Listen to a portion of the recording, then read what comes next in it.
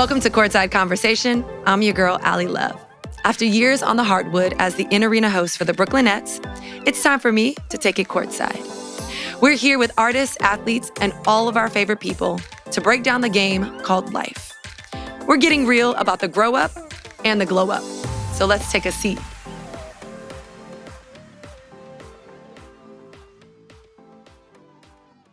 Comedian, actor, producer, writer, and native New Yorker. Our guest today does it all. Now, you may recognize him from The Daily Show, King of the Hill, Nickelodeon, or even his own Netflix comedy special. Prepare yourselves for some good laughs and great insight, because we are taking it courtside with Wyatt Cenac. What's up, everybody? Welcome to Courtside Conversation. I'm your girl, Allie Love, and I have a special guest, Wyatt Cenac. He is a comedian. He's a host, he's an actor, and he's a really down-to-earth, homebred Brooklyn guy. I'm so excited that you are here, Wyatt. Now, some of you may know him from HBO. He's the host producer of Wyatt Cenac's Problems Area, where you talk about social and cultural issues around the U.S., one of my favorites. Also, my first introduction to you was actually The Daily Show, Jon Stewart. We can go on, and we'll get into some of that. But first, let's check in. In this day and age, I think the question that most of us are asking, but then not fairly answering, is how are you doing? That is a very good question. I feel like that is, it's such a good question because, the answer is so, how many podcast episodes do we have to just devote to the answer? It could take a while. I feel like I'm doing all right. I think like everyone, there are ups and downs. And it seems like the biggest thing is trying to make sure you have the time and the space to deal with the downs, and you have the outlets to kind of burn off that energy as you need to in healthy ways. And so I feel like in that regard, I feel pretty good. I've got resources. I've got people for the down moments. I've also got those people and resources for the up moments. What is that when the down moments happen? Because I can say right now, no matter when you're listening to this, unfortunately, a mass shooting has probably happened at some capacity in your lifetime, no matter your age and if you are tuning in. And so we're right now in the midst of another mass shooting.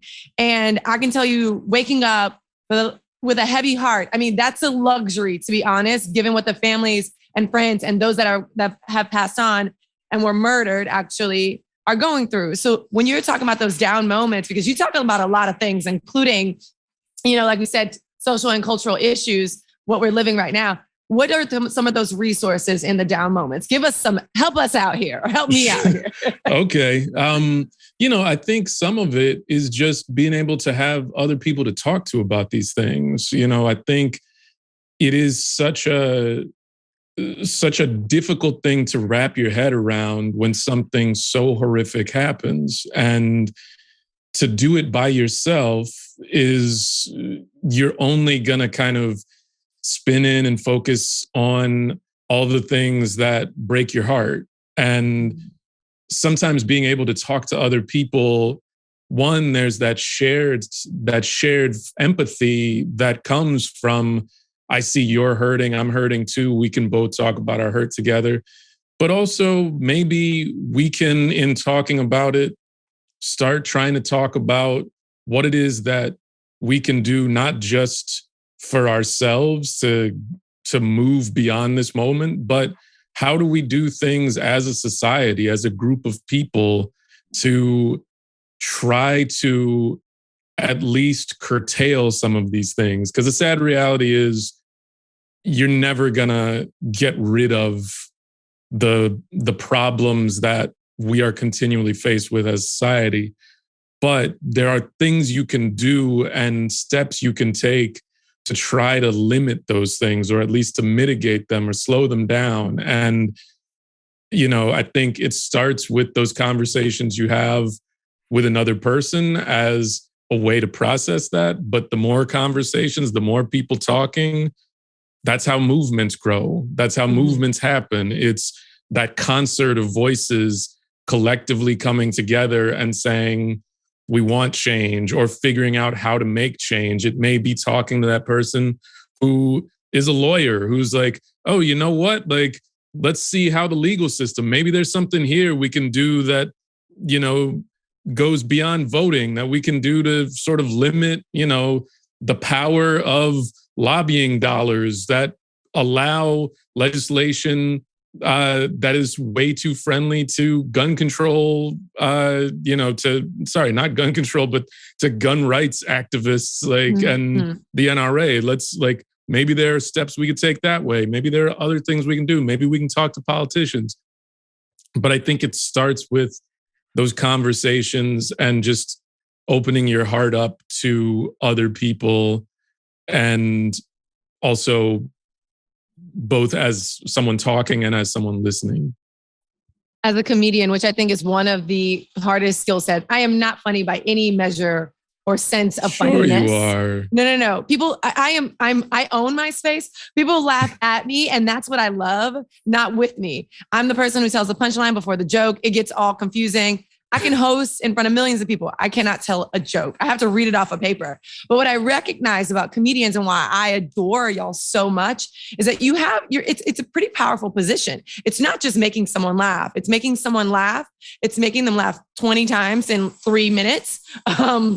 But also it's thought-provoking, right? Your job is somewhat in some capacity to, how do you say, rub a sensitive area for you to either think, for you to question, for you to get irritated, will lead you to think and question. So it's kind of like this cycle that you invoke by just a joke, and it's not even just a joke, but the technique of being a comedian.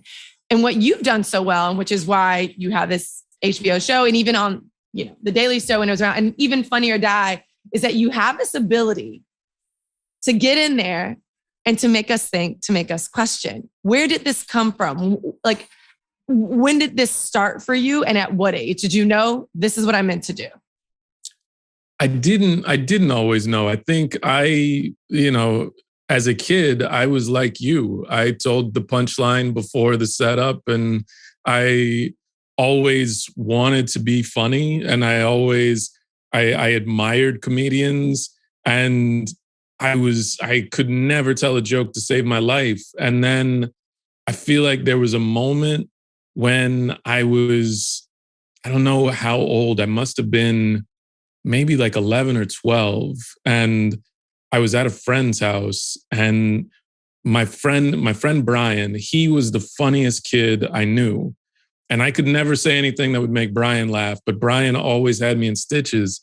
And I remember another friend of Brian's was around, and I just started making her laugh. And it was this thing where I felt the joy of it. And maybe it was because it was something that for so long I had wanted to be able to do. The moment I heard somebody laugh and it felt like, oh, I'm actually steering this ship, I'm controlling this, that became such an amazing feeling that I then just continued to kind of chase and obsess over.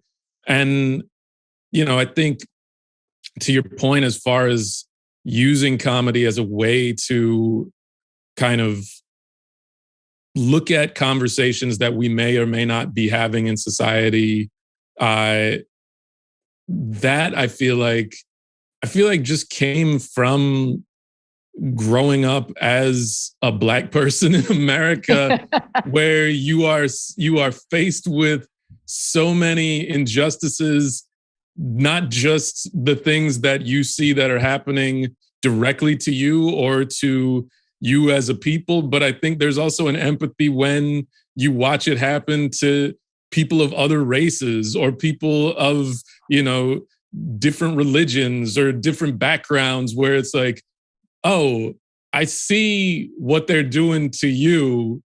They do that to us too.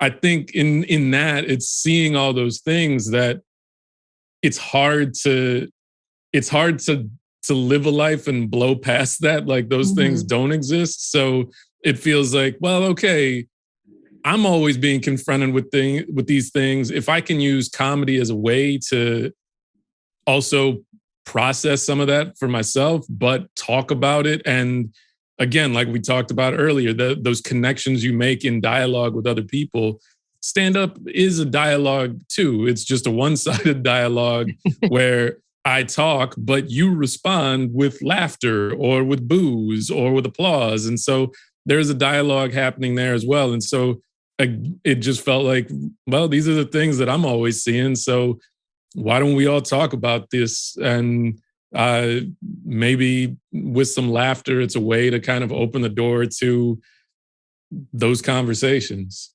Best scenario, you say some material, whether it's a sketch, whether it's speaking, material comes out, people respond with a laughter. What's the worst case scenario? Is it when people are booing, or is it silence? I mean, I guess it would be silence more than booing, because at least with booing, and I'll be honest with either of them, I think it's actually fine. I think a good comedian. Wait, you're okay? You're fine. You're like, it doesn't penetrate if someone is booing you or there's silence in the room? It hurts, but I think what would hurt more is if everybody walks out. Because if there's silence or if there are boos, they're still engaged in what's going on.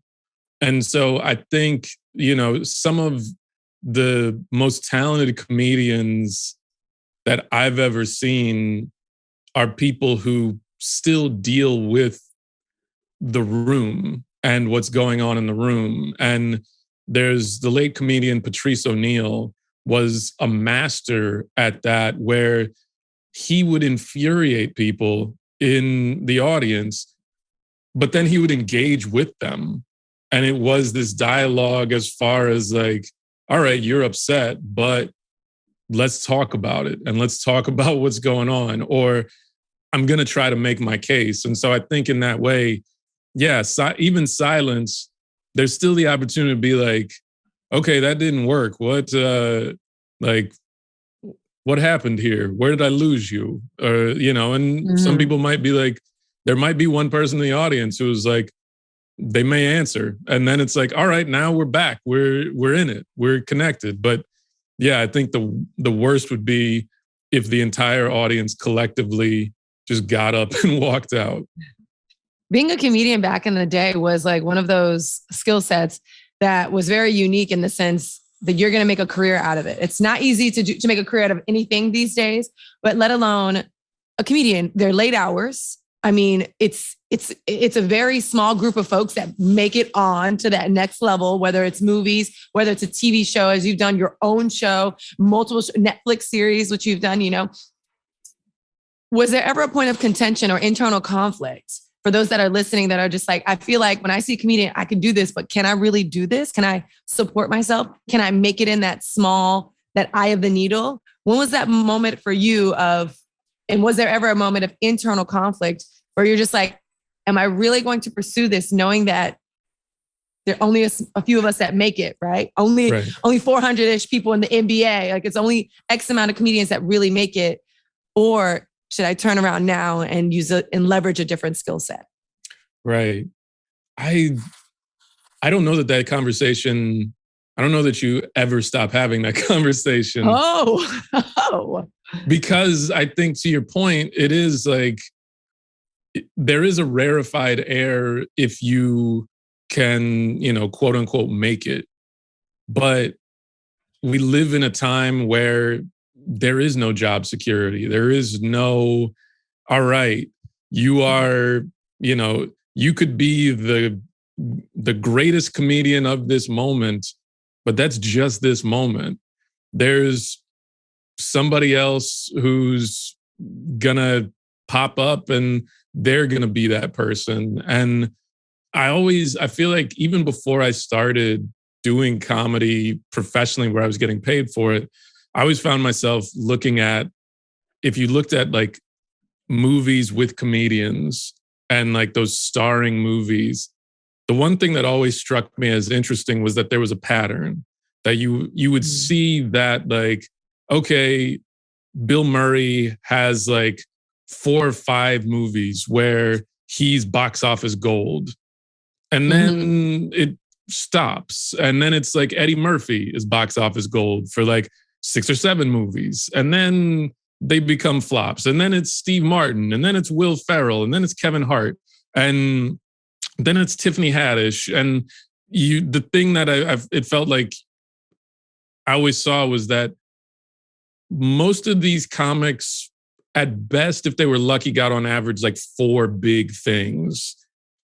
And then it was, okay, how do you pivot? How do you, like, it wasn't the security of like Bob Hope, where it's like, you're going to get a movie every year and you've got a guaranteed TV special and all this stuff. It's like, no, you got to figure out what it is that, as the winds change, how do you shift with those? But also, are you just shifting with the winds, or are you doing things that you enjoy and that bring you some sense of fulfillment? Because I think the other challenge with that is those winds are always going to shift.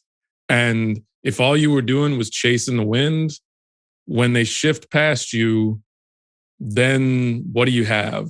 You know, like, it becomes a thing of like, if what you were doing, if making people laugh, if getting on stage and making people laugh was truly what you enjoyed, then you'll find ways to keep doing that. But if the idea was, I want to be the biggest celebrity, when you're not the biggest celebrity, what do you have at that point? And so I feel like that's the thing that I always tried to keep in mind, was just focus on the things that you enjoy and find a way to make the things you enjoy enough to like keep a roof over your head and meals in your belly, and do those things that inspire you, because that's where you'll put your best energy and effort into. But also, then you're not chasing something. You're just charting your own path. Yeah, you establish your North Star. It's interesting because I feel like that's a theme for me this week. I was having a conversation. I do these short segments called Mind Over Matter, and they're also with athletes. And so I was talking to Christian McCaffrey, the NFL player, and he was saying, like, do everything with purpose. And that's exactly what you're saying, is like, if you identify what your purpose is, then you can apply that purpose, whether it's practice, whether it's writing material, whether it's producing, whether it's on stage.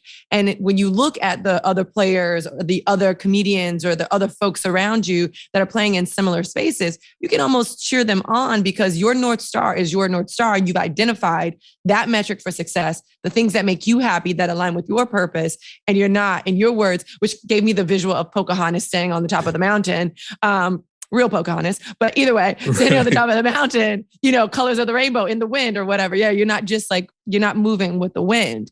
For you, as it pertains to, and maybe this is a two-parter, maybe it's like in your professional life and in your personal life, to really get to know you, what's a non-negotiable for you? Like, when you think of like professionally, as you're lining up for a job, or you're going in for a meeting, or you're about to step in front of the camera on stage, this is a non-negotiable for you. But Wyatt and BK, like, what's a non-negotiable? Wow, what's a non-negotiable? I think probably the ability to say stop, or to say no. If I did not have that, I feel like that's non-negotiable. In that I feel like there's so many things where you can kind of, especially in life, if you take a job and there's something that's not comfortable to you, that too often we're in jobs where it's like, well, you're uncomfortable, but just grin and bear it and push through. Yeah. And I feel like the ability to say, stop, hold on, this isn't making me comfortable. This isn't, whether it's the job itself or whether it's a moment in the job, that ability to say, stop, I need a minute.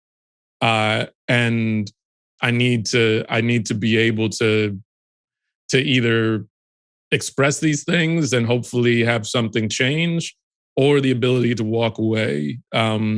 I feel like those things are the non-negotiable.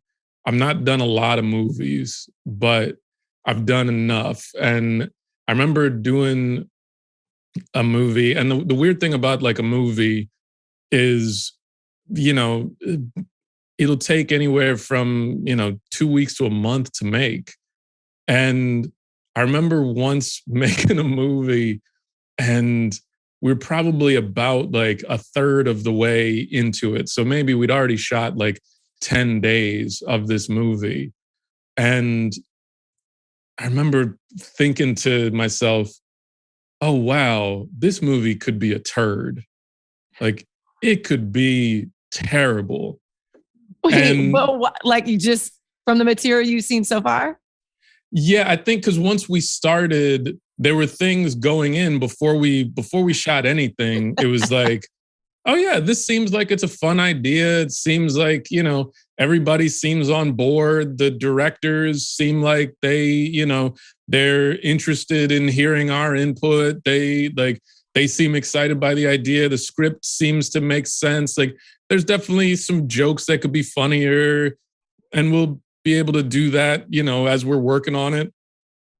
And then, yeah, about like 10 days in, it was, I think the first day you shoot, it's like, okay, that was okay. Like we're getting our feet wet. And then 2-3 more days in, it's like, okay, yeah, that scene, that still wasn't that funny. We didn't really get to fix it, but all right, there'll be other scenes. And then about 10 days in, it was like, oh no, this could be a turd, but I can't walk away from this. This isn't like another job where I could say like, you know what, I'm out. Like yeah. I like, they can't replace me. Like, to do that would mean they'd have to reshoot all 10 days they already shot. And I think it was going through that experience. I remember talking to one of the other actors in the film, and it was like, this thing could be a turd. And he was like, yeah. And there was something nice about us both being like, okay, we're in a turd. And then what became paramount to us was, we are in a turd, but what is it that we can do? How can we, at least in this process, try to make this smell slightly less bad? Mm-hmm. And in some ways that became, we had to find ways in an already moving thing to do that.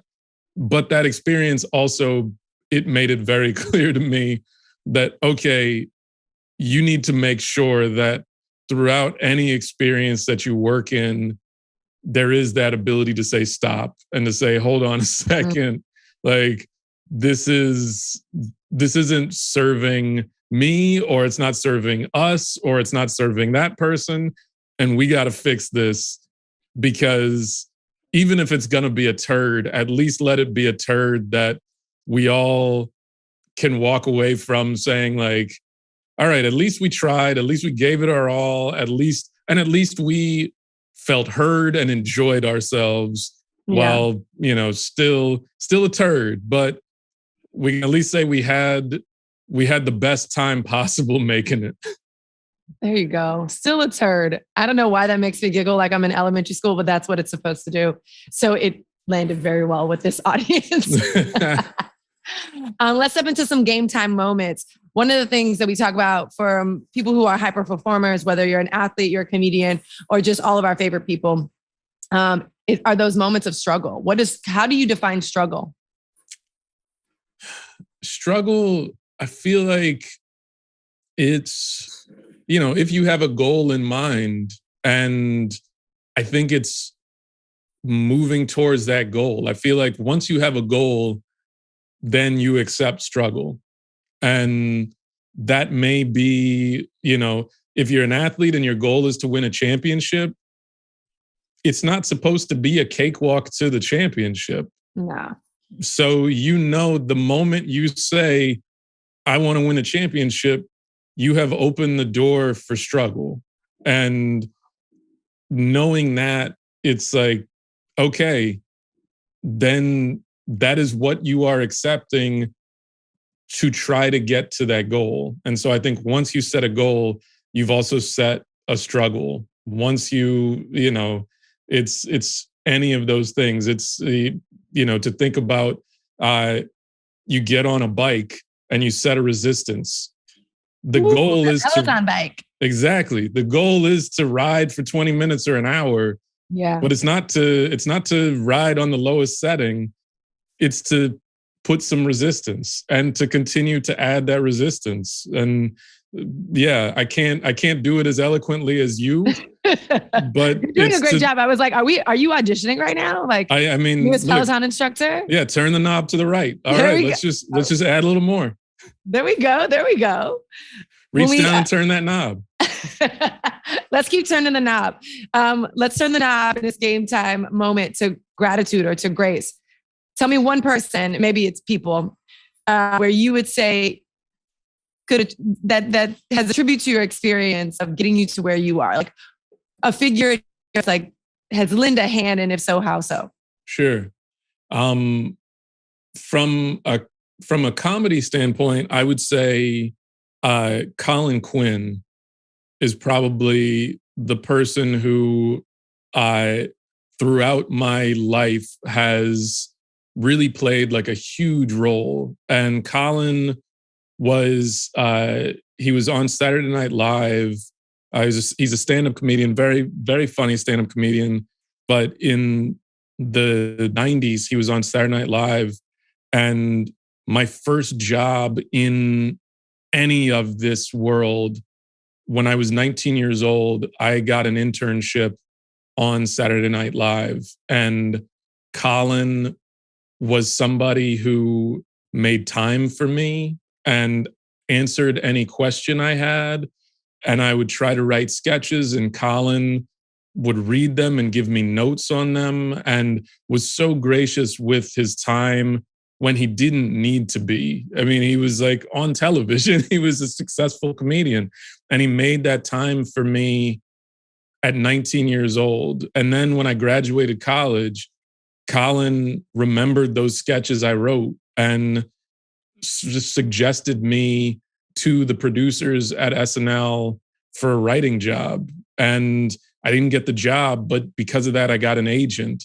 And throughout my life, Colin, the day I decided I was going to quit The Daily Show, randomly, like you talk about like just the random sort of magic of New York City.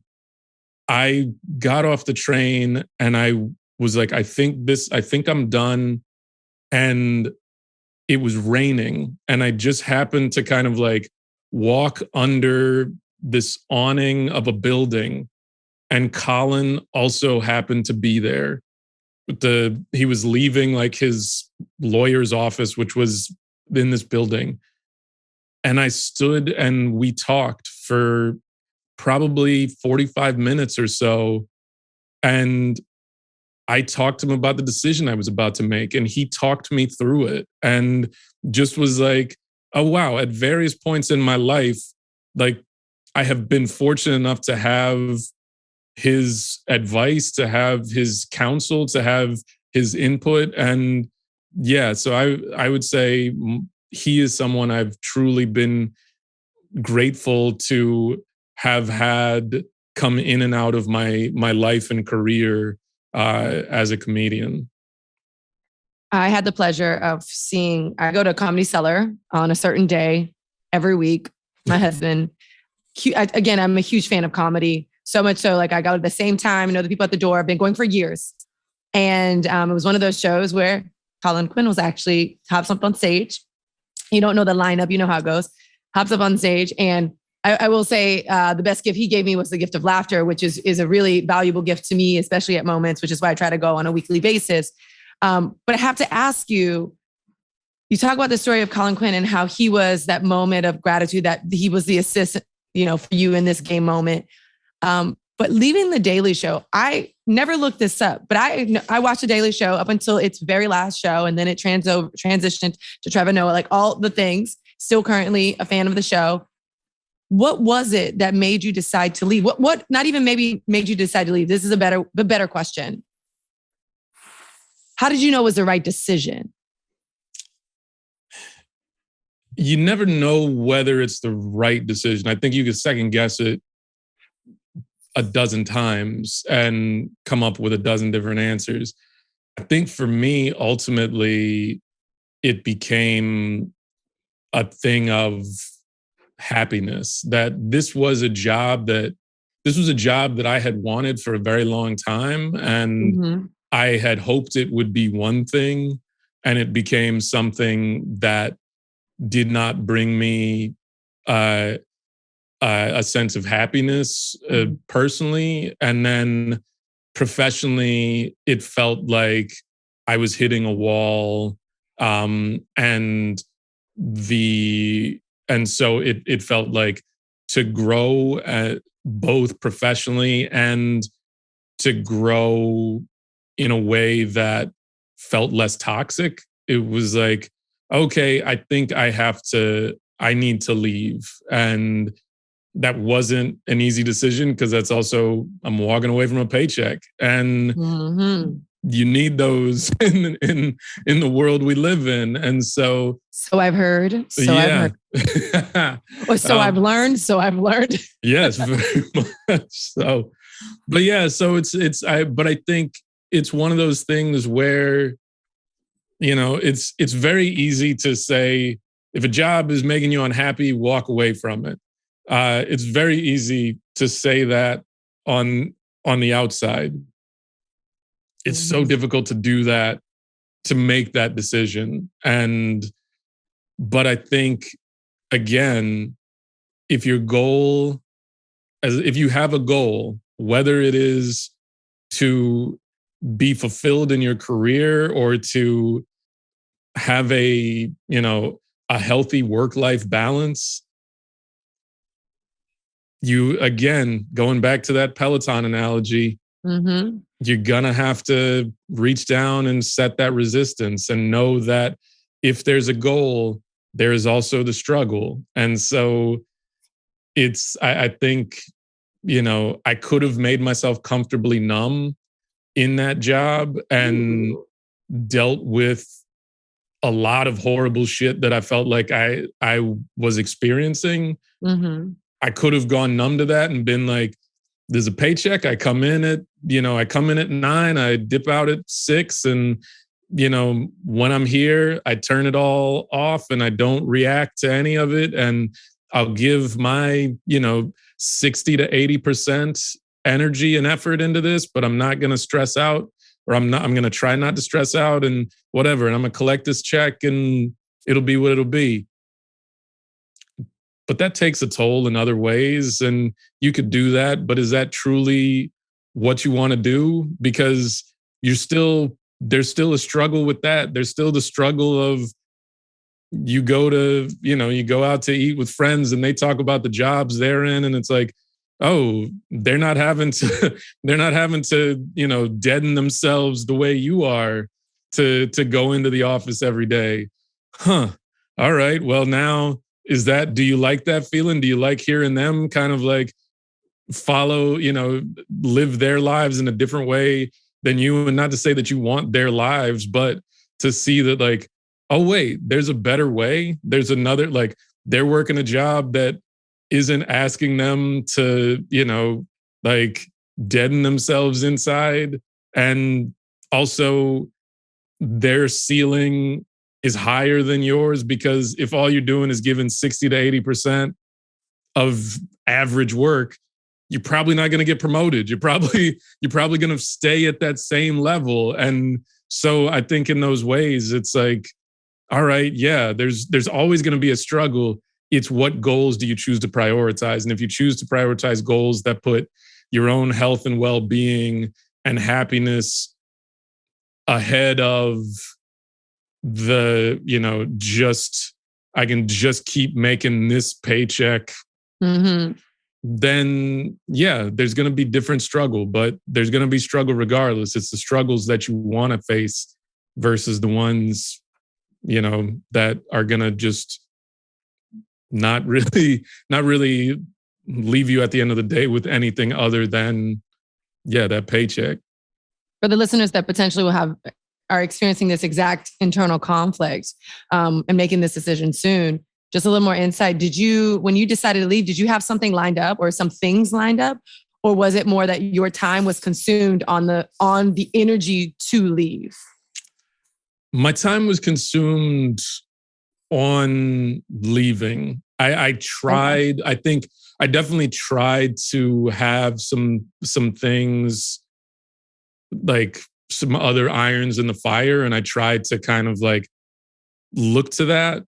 I think more than anything, the main thing I tried to do was let me save some money so that I just have a cushion to land on.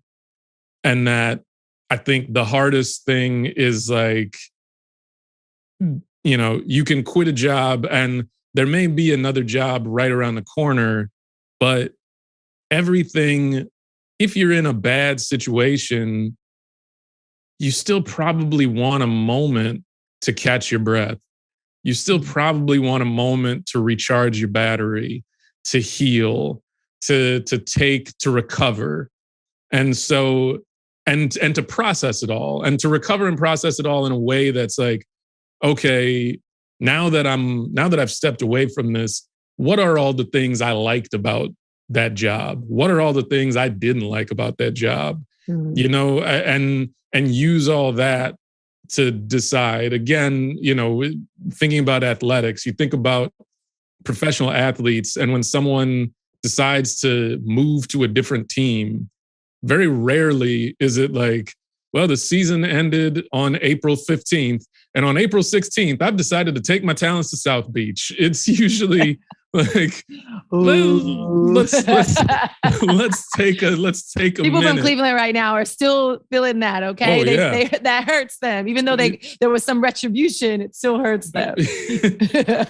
But usually it's like, okay, I need some time. I need a few weeks to just kind of like, wash off the last season, and I need a few weeks to just like recover and to think about what is it that I need to go to set my goals towards. What is it that I need? What is it that I want?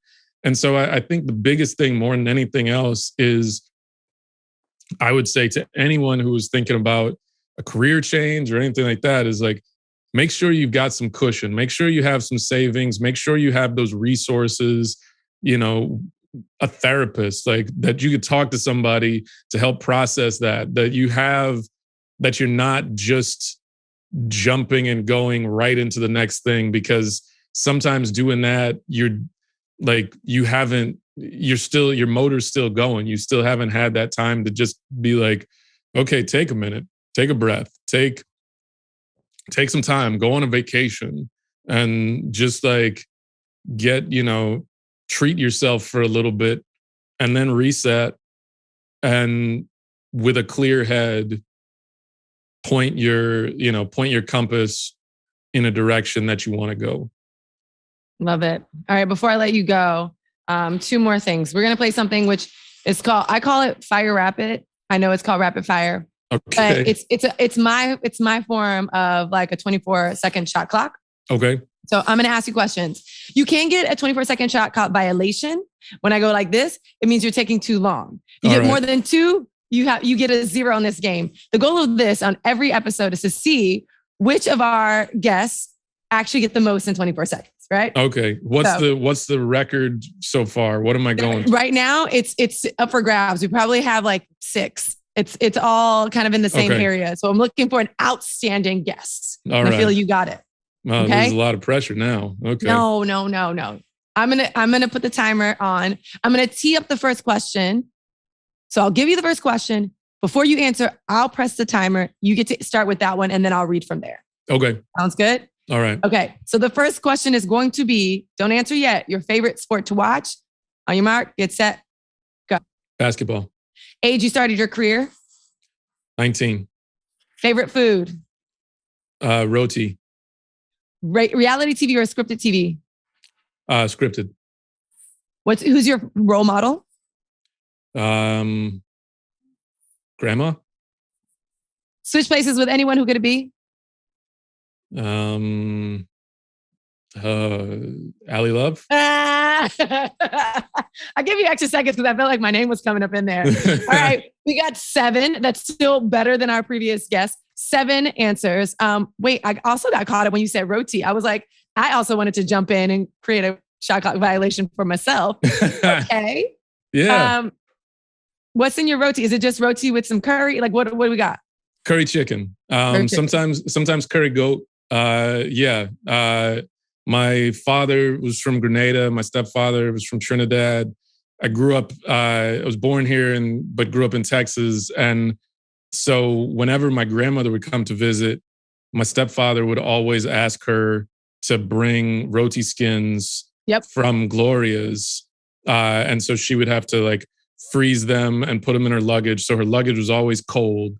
And then we would just like feast on those. But in Texas, at the time, there wasn't a lot of like West Indian spots or like Caribbean spots. And there was an ice cream parlor called La Belle Creme, and it was owned by some Caribbean folks. And like once a month on like a Sunday, out of the back of the ice cream shop, they would make curry chicken and curry goat and curry beef. And it was a thing where like my stepfather would get me and my brother, and we would go and they would make roti. And it was some of the worst roti ever.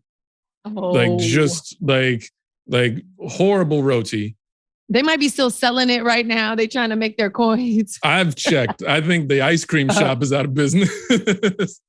but it was terrible. But at the same time, we were so starved for any curry. And so it was just like, this is great. Like it's that weird thing of, you know, if that's the best you got, you're gonna like, the flavors are close enough. And so that, but still, even that bad roti still like always felt like, oh, okay, this connects me back to New York. It connects me back to my Caribbean heritage. It's like, and so that for me was always, always my favorite. I now will make like, I'll make curry chicken at least once or twice a month, and I'll go over to like A&A and pick up some roti skins and just and that's my whenever I need a meal. Yeah.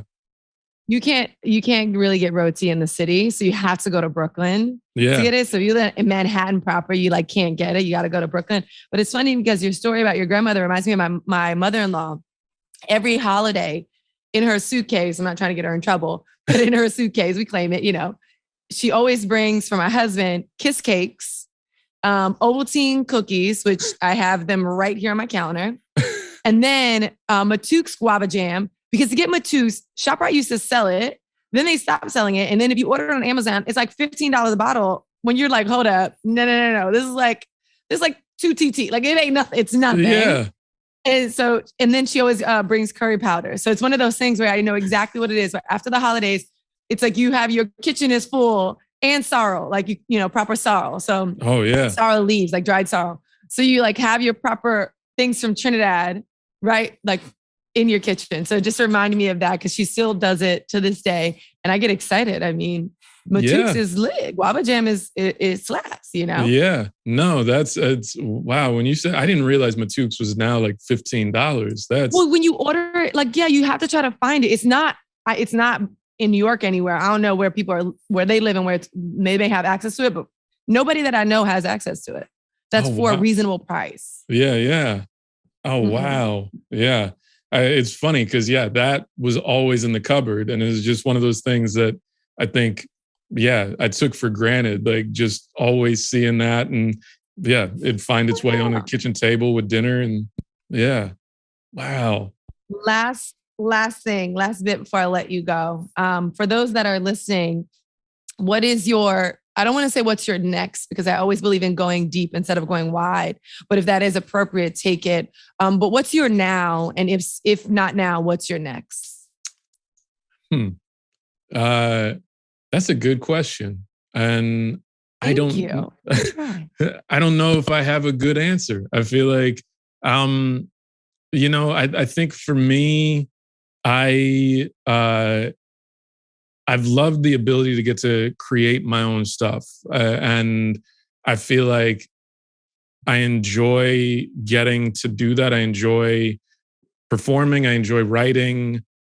I've gotten to direct a little bit. I feel like I would like to find more ways to do that, to kind of find more ways to tell stories I want to tell in ways that feel more complete to me. I think you write a story and that's one part of the journey. And it's fun. It's hard too, but it's like you get to build this world.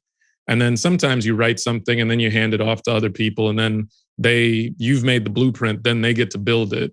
And I think I enjoy getting to build it too.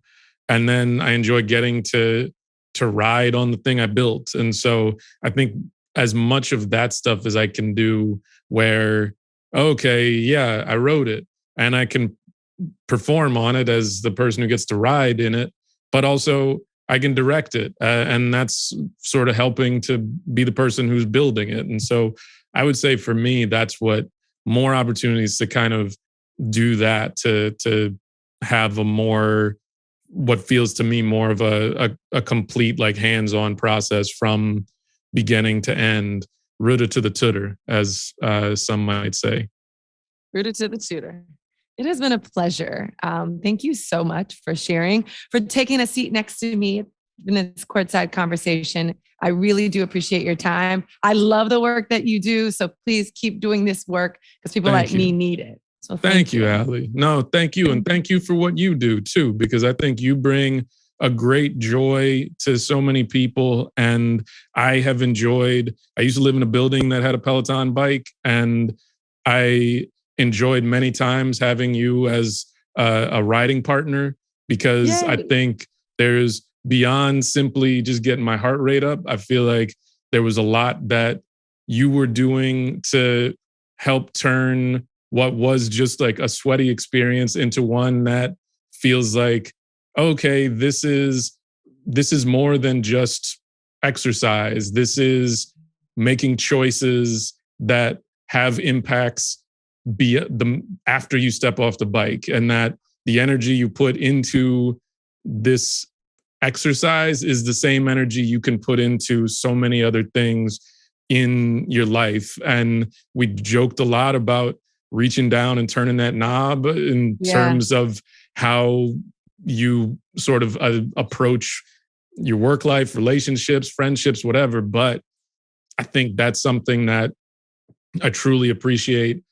I don't know if that metaphor would exist, if I would have had that metaphor to go to, if you weren't so great at creating a space for that kind of energy to exist and thrive. So thank you.